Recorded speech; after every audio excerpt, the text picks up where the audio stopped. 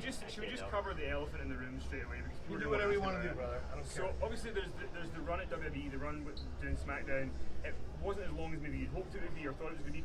That's putting it mildly. But talk about where you are now. How are you feeling about it? Because you went back in there after a long time of doing that kind of stuff. How are you feeling about it now?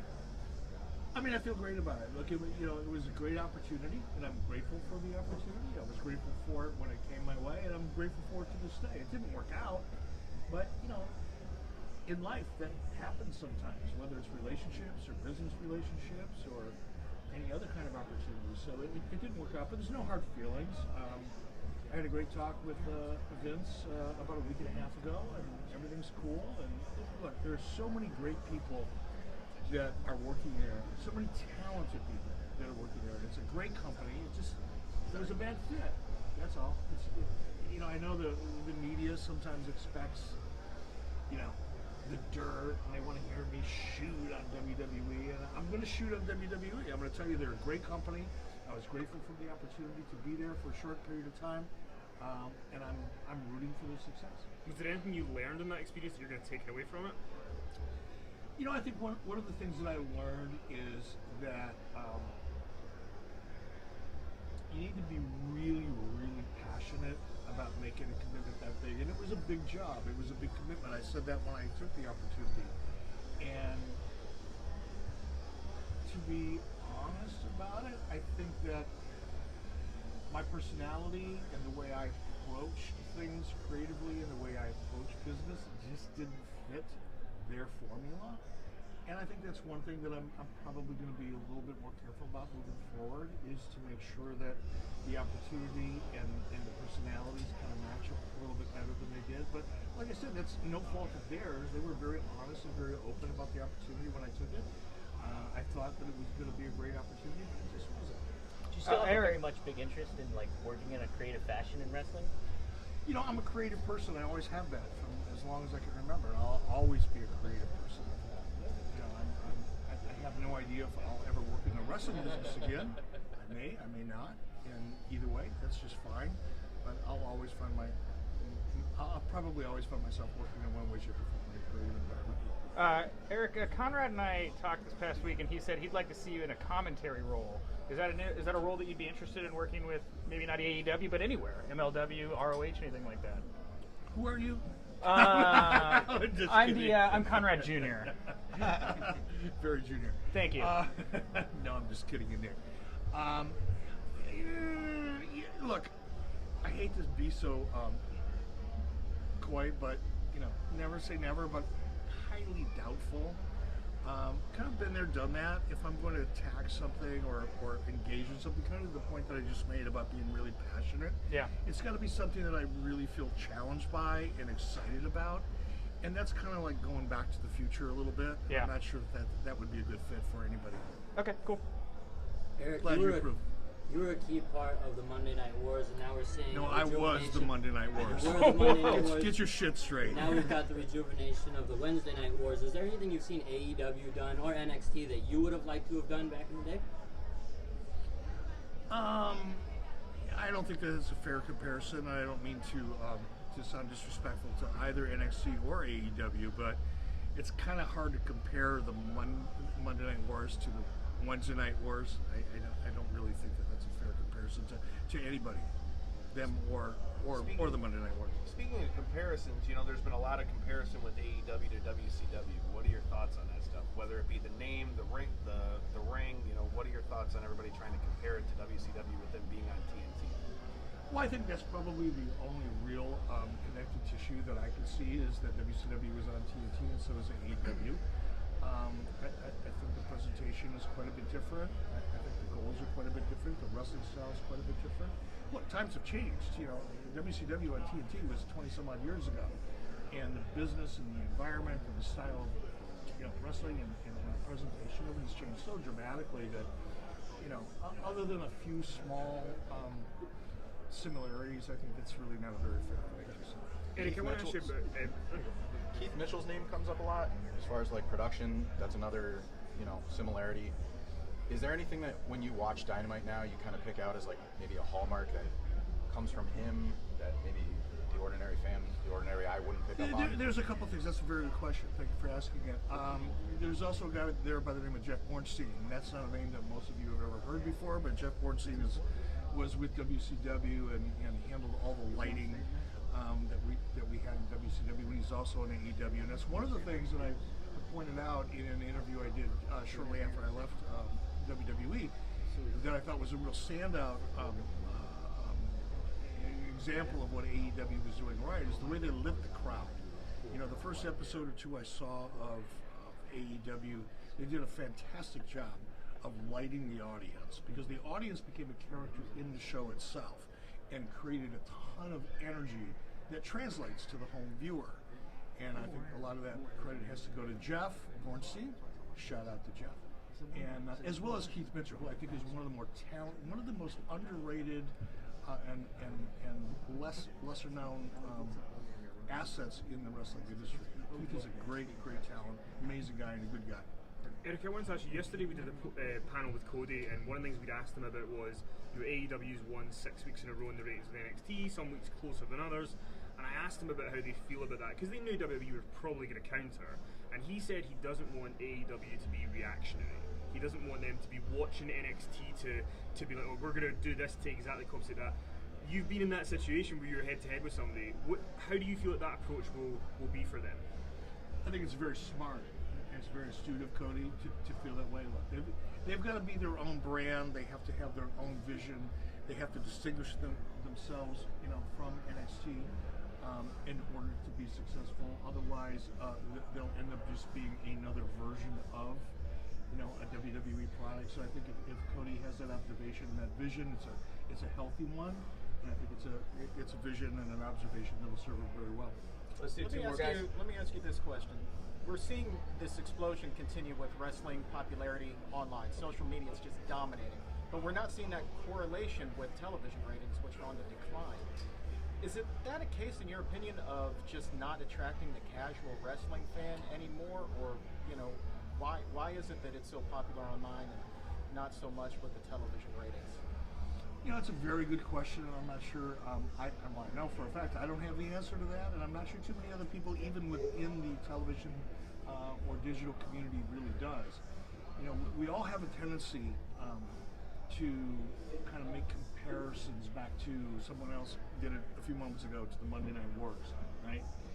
It was a different time. It was a different industry. Television was a different property then than it is today. I think with all the different ways and means by which people have a way to engage their favorite entertainment, it is really having an effect on traditional television. And I don't think you can look at traditional television and ratings to try to make a valuation on the success of a product. I think anybody that is looking, for example, let's look at it this week. I think between NXT and AEW, they were both in the 800,000 viewer category. Yeah. Right? Yeah. That's TNA numbers 4 years ago, 5 years ago, right? Which was considered kind of abysmal. But in today's environment, 800,000 viewers, particularly 800,000 viewers that is strong in an 18 to 49-year-old demographic, is somewhat attractive to a television network. 5 years ago, they would have pulled the plug on you within 3 minutes. So the industry is changing, the platforms are evolving and changing, and the challenges are evolving and changing. I just don't think it's fair to make comparisons. I wanted to ask real fast. They said that you were brought in with WWE partially to help work on the transition to Fox. I'm wondering, what role did you play in that? Did you have regular communications with Fox? Like, what was those talks like? I don't know who said that. Okay, great. I want to bring that up. Yeah. Yeah, I don't know. There was a lot of things written. Yeah. And Nick, you and I, worked together on the podcast in the past. You know exactly how I feel about dirt sheets and the people that write them. So much of the stuff that you've read in dirt sheets, at the time when I came into WWE and subsequently after getting in WWE, it's just, like nuclear horse shit. It's not. It's so much of it was so far off base. I don't think I was brought in. Nobody ever articulated to me that I was brought in to help manage the process with Fox. Okay. If that was true, somebody forgot to tell me. Okay, so you never talked to the Fox executives or anything like that? Sure. I had, you did. Sure, I had. There were representatives of Fox that I certainly did deal with and coordinate with. But it was never articulated to me that was one of the reasons that I was being brought in. That was just one of the aspects of the job. Okay. You on television, even before your past run here with WWE, you played the authoritative role a lot of times on television, obviously with WCW and with WWE. How does you feel? And a lot of the times AEW seems to be steering away from having a big authoritative figure kind of take over. How do you feel the role of the authoritative figure should be portrayed nowadays? Do you think it's still relevant in any ways, or do you think it's just been oversaturated and overdone in a lot of ways? That's a really, really good question, and it's a big challenge because, look, you need a framework, right?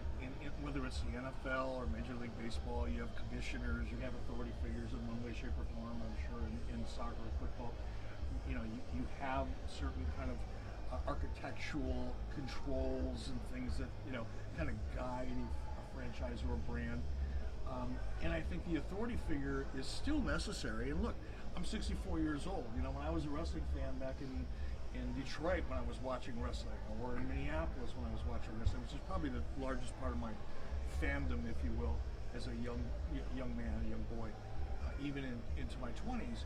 You had your commissioner, that would come in and make that final ruling or make that one very important match. So the authority figure has always been a really big part of the industry, but I think it has been overdone to the point where it's really, really challenging now to come up with a way to do it that's effective and entertaining to the audience without the audience feeling like, yeah, been there, done that.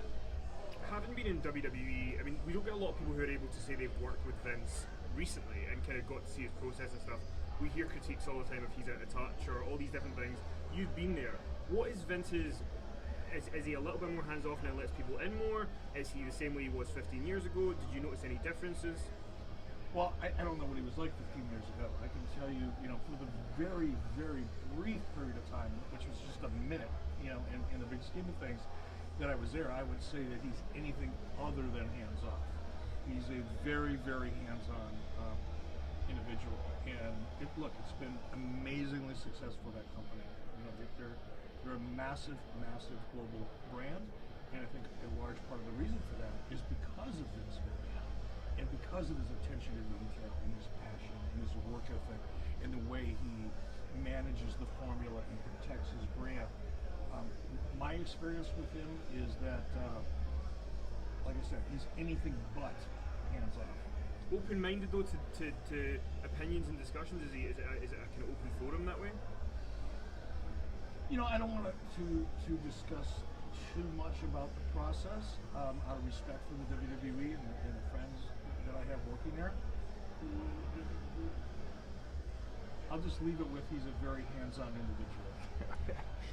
I want to go back to a point you touched on about the stuff written about you, about your role with Fox and kind of what you just talked about. Like, you don't want to go into too much detail, but how would you want to see writers and journalists be regulated to a point where you're comfortable with what's out there and they have more access to you than what's out there right now? Well, they've always had plenty of access. I've never denied anybody access. Anybody that's whether it's PW Torch or for a brief period of time, Dave Meltzer, back in the mid to later 90s, I've always been pretty easy to find. And look, I don't think wrestling media, or any other kind of media, needs to be regulated. It needs to be self-regulated. You need to decide for yourself, if you're a wrestling journalist, whether you're going to have integrity, whether you're going to fact-check your sources, whether you're going to name your sources, whether you're going to put forth any kind of effort at all to make sure that what you're writing about is something that is based on fact or knowledge or is corroborated by others. But that's a personal, individual choice. Some people do, some people don't.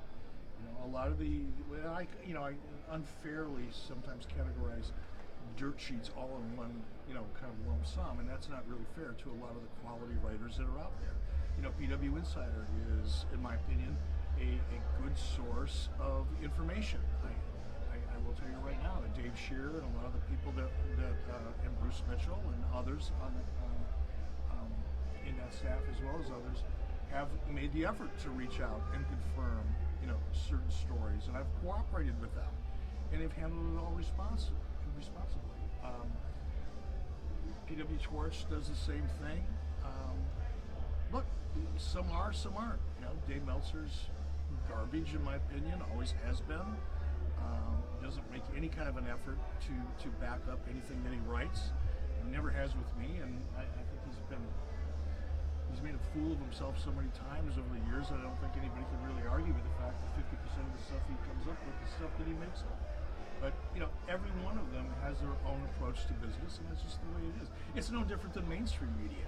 I mean, look at what we're facing now in mainstream media. I mean, it's kind of like mainstream media is following in Dave Meltzer's footsteps. How, in regards to social media and stuff like that, with journalists as well as like stars or talent or creative personalities, how do you feel that balance of incorporating that into their daily life as well as like going as somebody that is a celebrity or public figure?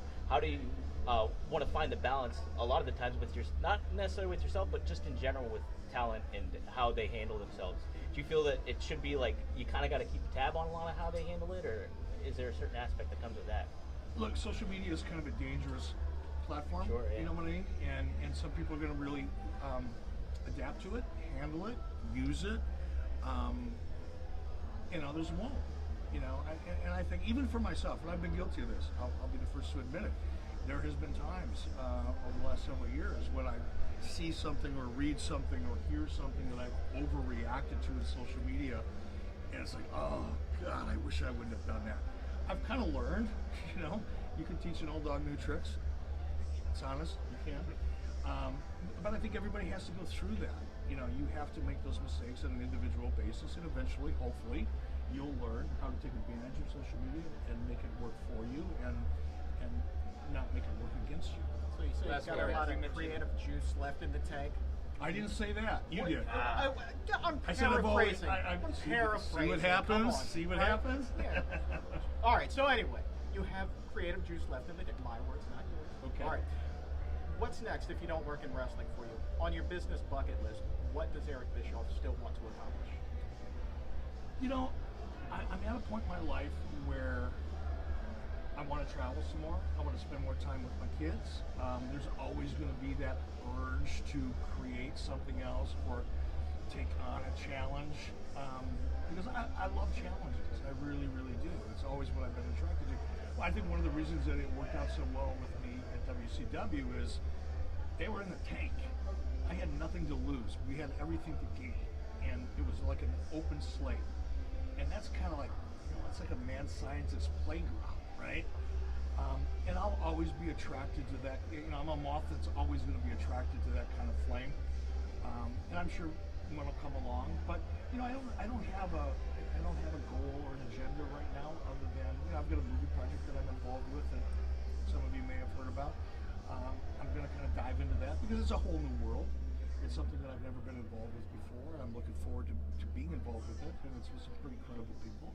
So it's an opportunity for me to learn about a business in entertainment that I've never had any exposure in. So I'm kind of looking forward to that, and I'll just take it one day at a time.